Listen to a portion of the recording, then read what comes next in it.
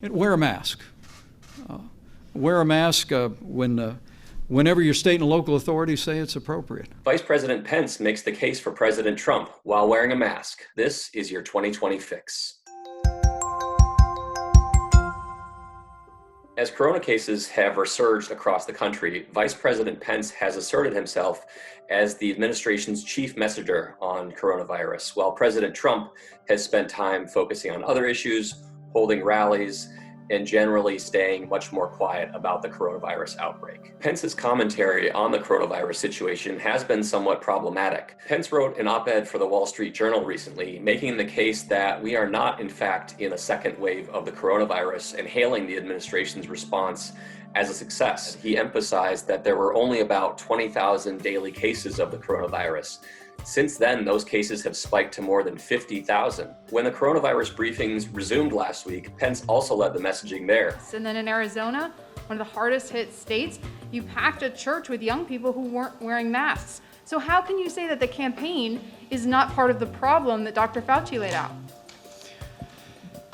Well, I want to remind you again that the freedom of speech and the right to peaceably assemble is enshrined in the Constitution of the United States. Dr. Anthony Fauci, though, has offered a very different take on this. Anyone who gets infected or is at risk of getting infected, to a greater or less degree, is part of the dynamic process of the outbreak. Also notably, Pence has softened the administration's line when it comes to wearing a mask. While Trump has resisted telling people directly to wear masks and has talked about how they may actually be counterproductive, Pence has gradually moved towards more explicitly urging Americans to wear masks. Practicing social distancing.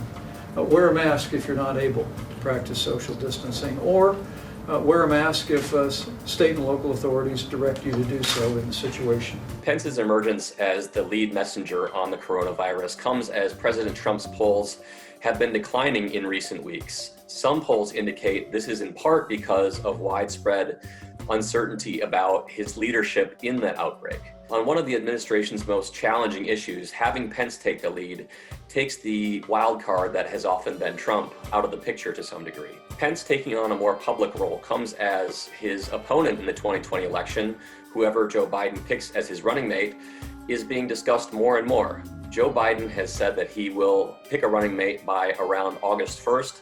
That running mate will hold debates with Pence and will certainly provide a contrast to Pence.